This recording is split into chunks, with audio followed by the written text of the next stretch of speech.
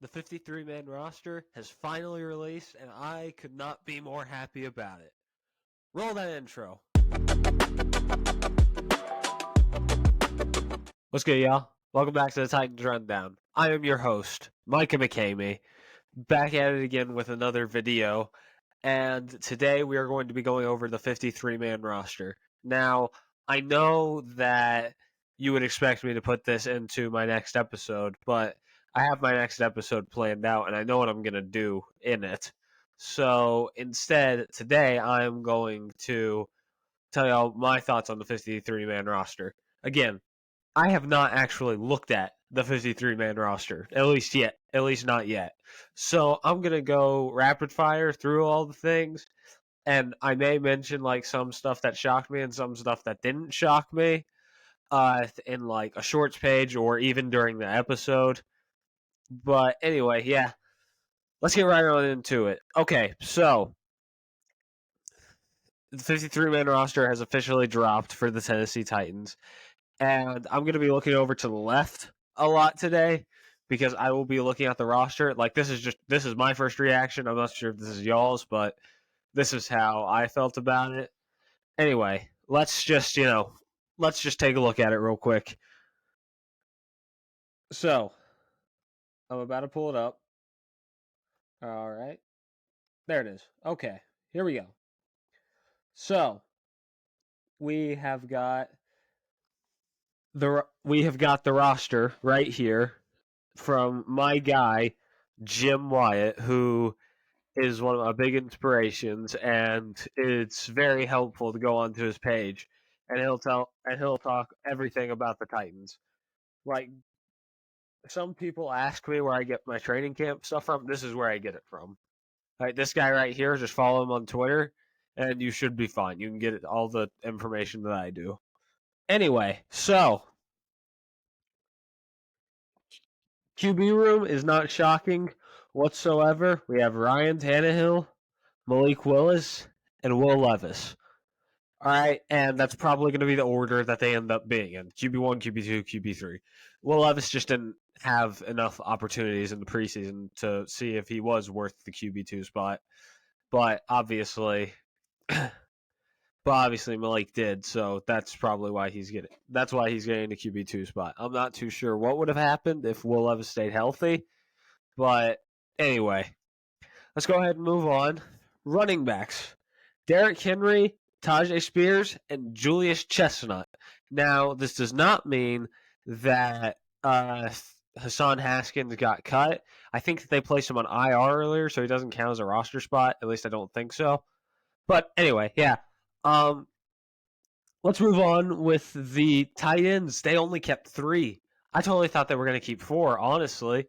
But we've got Chig, Trevon Wesco, and Josh Weil.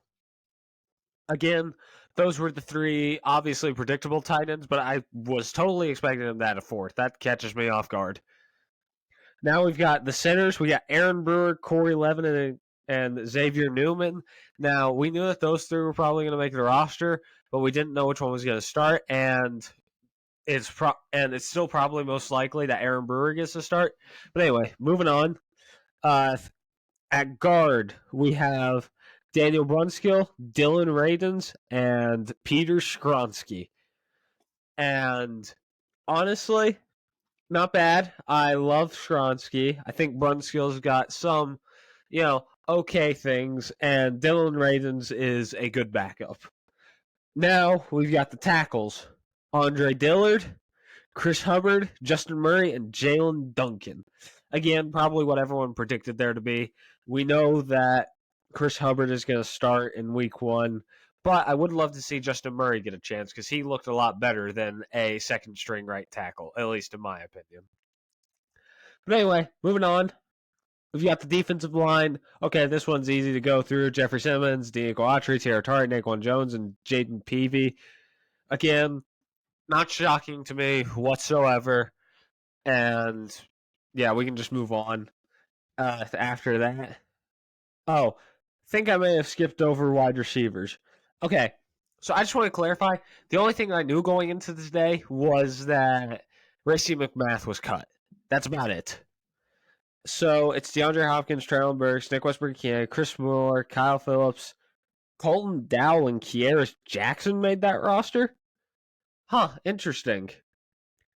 I'm kind of upset about that, honestly. I feel like that if you were going to keep a receiver, you should have kept, what's his name? I can't remember his name. He was one of the dudes that he was the dude that, Mason Kinsey, that was his name. Why did we not keep him? I don't know. But, yeah, receiver core looks fine.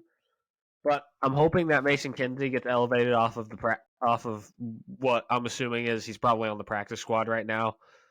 Anyway, we go on to linebackers: Azeez Al-Shaair and Harold Landry, Rashad Weaver, and Arden Key.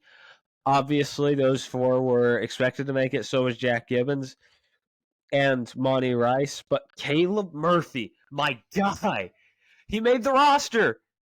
He did. He was absolutely amazing during preseason, and I think that I think that everyone is extremely grateful that he made the roster because he's got some upside. Like, we know this. And with Vrabel as head coach, he could be developed into something special. Okay.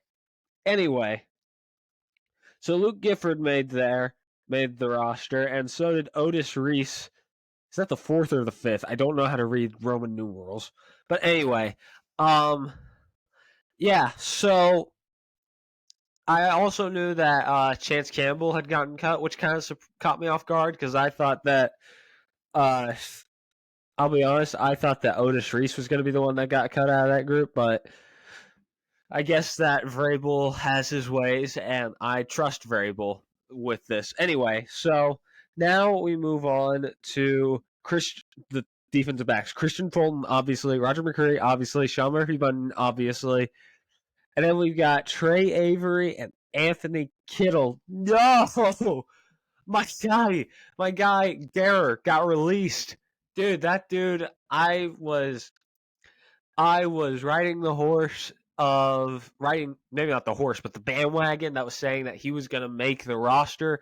And I was so happy because he seemed like he was genuinely going to, be good, but like at least as a good backup, but apparently not. But I have heard Anthony Kendall's story before, and it is truly inspirational, not having any offers, and now he's making a 53-man roster for the Tennessee Titans. Anyway, safeties are pretty typical from what I can tell.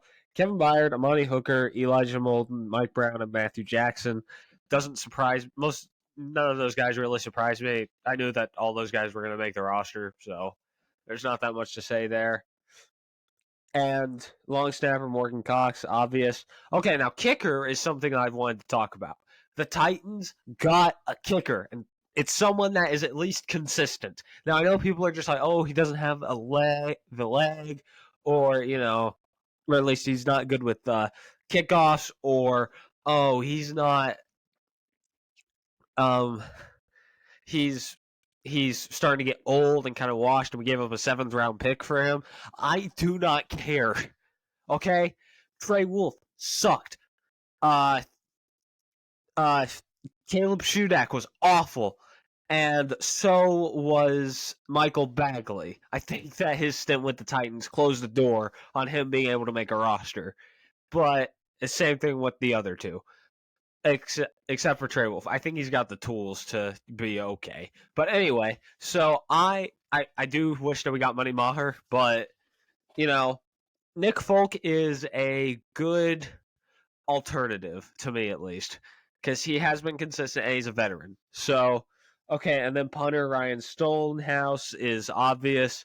Okay, so Caleb Farley wasn't in the defensive backs list, but that was because he's on IR as well. And yeah, so that's basically all that it is. Let me see how much time I've burnt so far. I've only okay. I'll go for another 2 minutes talking about some of my thoughts. Okay, so wait, let me stop sharing this real quick. So I'm upset that Garrett didn't make the roster, but apart from that, I am pretty happy with the results that came out of this. Okay, like I think that it was about time that we cut Racey McMath. We've given him a few years to try and put things together, but it just hasn't worked out. I really like the fact that we traded for a kicker, and I think what I like most is that Jack Gibbons, who is better than Monty Rice, even though people that tell you that they watched the film will say that Monty Rice is better. Jack Gibbons has been playing better over the past few months, so I'm happy that he is probably going to get the starting job, at least from what that said. So yeah, again, I think that all of these guys deserved it, but we may be picking up someone off of waivers, and one of those guys is going to end up getting cut. Who knows what's going to happen with that? But okay, I think that I've used up enough time because I don't want this to get into the area of a half episode. So anyway, that's going to do it for me. This has been a rundown of the Tennessee Titans 53-man roster. I love y'all, and tighten up.